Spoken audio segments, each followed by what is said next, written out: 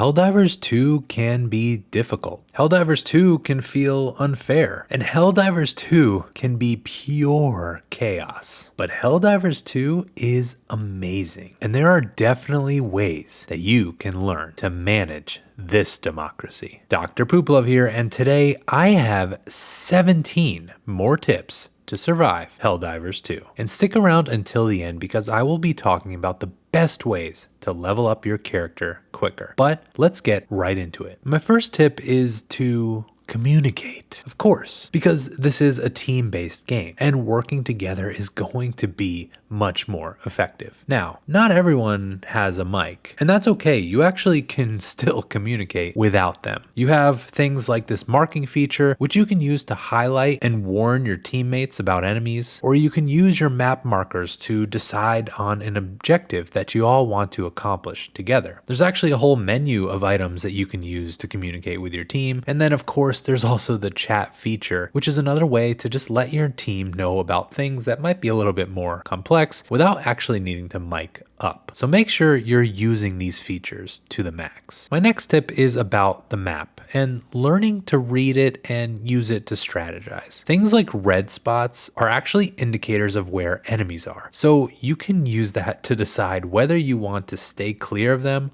or not. Objectives, of course, are also located on the map, but you can also find locations of side objectives, and things will pop up when you get in close enough vicinity to them. You can also use the map to plan your routes, especially with minor locations and side objectives. Side activities take so little time to complete that it can be worth going a little bit outside of the main objective route to stop by these. When you see these yellow beams of light up in the air, that's also where you can find those fallen ships, which give you nice rewards. And you can also mark on your map places that you want to go, and it will be flagged on your overhead compass. And the map is going to actually help you with my next tip, and that is to make sure you picked up your drop supplies after you die, especially your samples. If you die, things that were on your person get dropped right where you died. So make sure to go back to that spot to pick up things like samples as well as any dropped backpack or support weapon items, so you don't have to wait for your stratagems to cool down. You can use the map to actually find where these things are, especially this sample icon is going to help you know where to pick those up. Just make sure the area is actually safe to do so. What you can do is you can mark that spot and come back later if you need to. You can also actually intentionally drop stuff if you want, which helps with my next tip, and that is to drop your stuff off in a safe place, or better yet, at an extraction zone. You can drop off things like samples on the ground, and they will stay there until you pick them back up. And what you can do is you can leave these in a safe spot before entering a big battle. So if you die,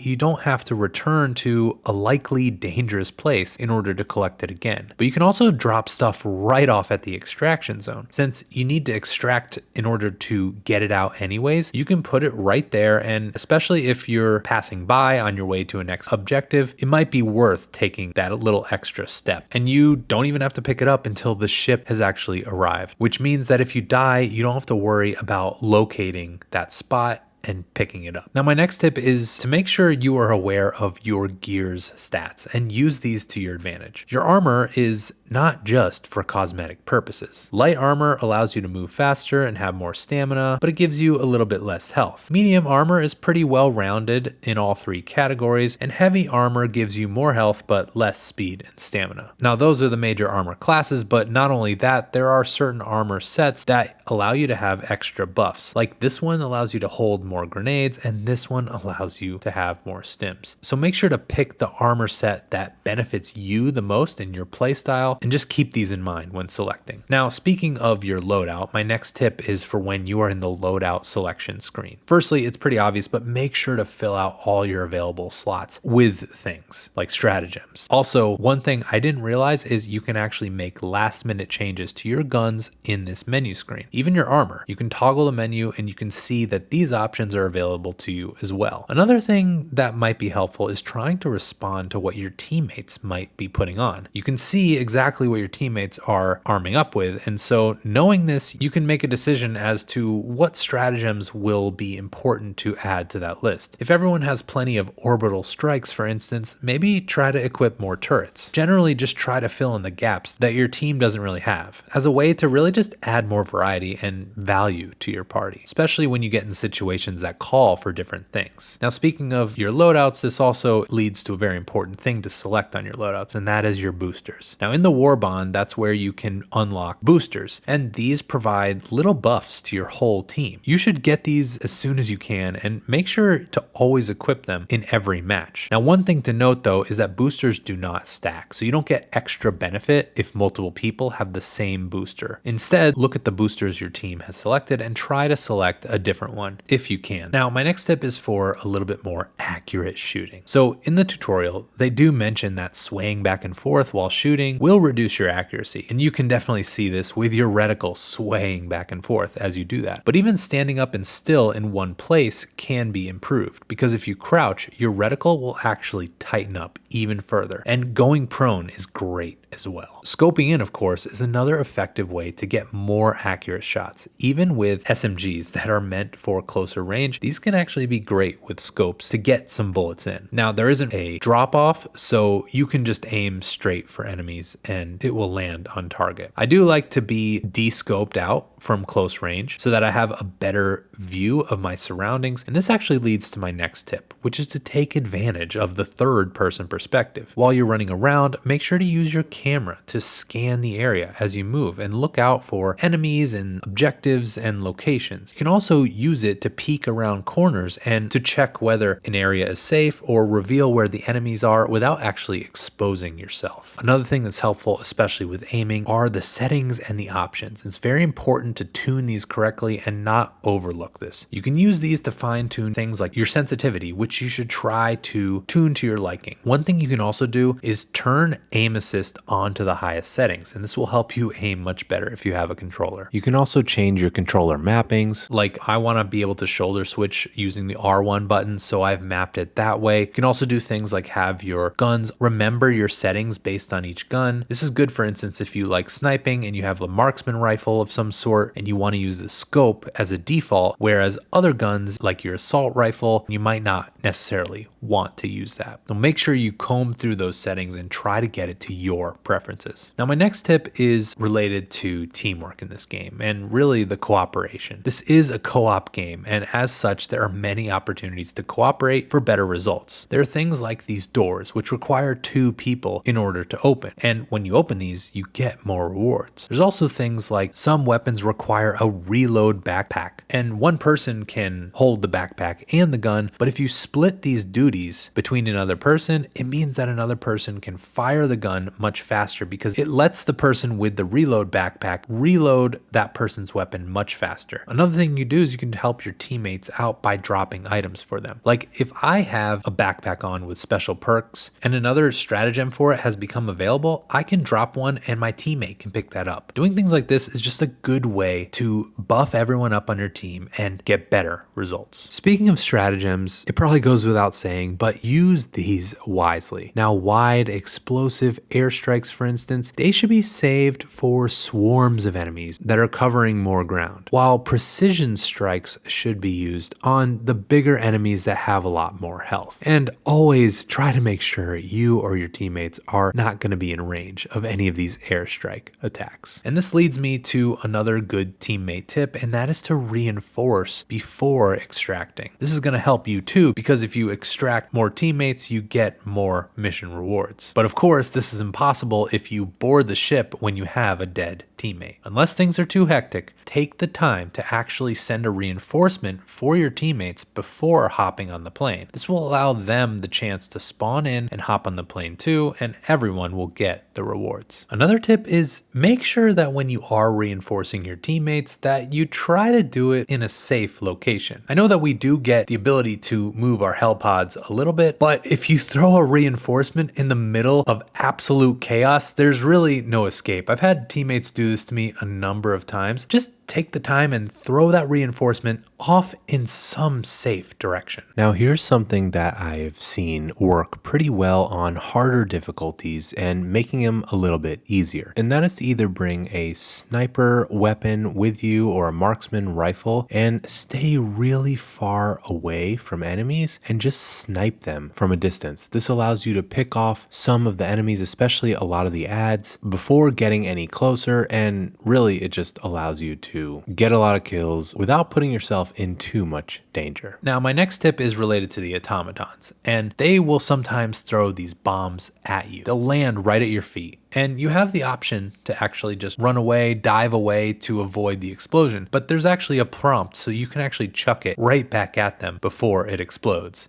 and return to sender. Take advantage of this when it happens, so you essentially have an extra bomb throw. You can also throw friendly bombs if they land at your feet, so make sure to use this as well. Now, speaking of extra bombs, you can actually get one extra if you play it smart. And this actually comes from the comments of my last video from Kirk Blurkin, who mentions that if you actually equip a bomb prior to picking up an ammo resupply, you will be left with that one extra bomb in your inventory. All right, now for some tips that are going to help you level up quicker. And that is to get more requisite slips, that's to get more samples, that's to get more XP, and that's to get more medals. Now, orders are pivotal to getting more resources. Make sure you check what your orders are in the main menu. Every order that you have in your menu is going to give you plenty of rewards if you complete them. There are smaller ones which have you do little challenges, and then there are major ones which take a lot more effort. But all the rewards you receive from these are great. Now, when you are doing a mission, another way to get more resources is to scour the entire mission space during that mission. Not only completing the main objectives, but also completing side objectives. It'll give you extra XP and extra requisite slips. It's also often where you can find the most samples. And the amount of samples in a mission are actually known, so try to collect as many as you can. And remember, when you or teammates die, to collect those samples back again off your bodies, or do what I said before and drop them ahead of time. Now, another good strategy is doing repeatable easy missions like the defense missions, which could be a good farming method, especially if your team just loads up on sentries. You can kind of just set these up and chill for most of the defense missions, even on really hard difficulty. But if you have a really good team, you can do some of these main larger missions and just separate your duties, like sending one or two guys off to do all the side activities while the rest do the main missions. It can be a good way to maximize your time and end up cleaning the whole map. And try to pick the hardest difficulty that you can handle, because mission rewards on the higher difficulties are going to give you some nice multipliers, which are going to give you so many more resources. By trying to get the most out of every second spent on the battlefield, you will level up much faster. But of course, that's not all the tips you need to survive Helldivers 2, which is why I have this video, which goes over 18 more tips to spread liberty, freedom, and manage democracy. So you should check it out. And also, I want to say a special thank you to my YouTube members for also spreading the poop love. But otherwise, so long, Pooper Troopers.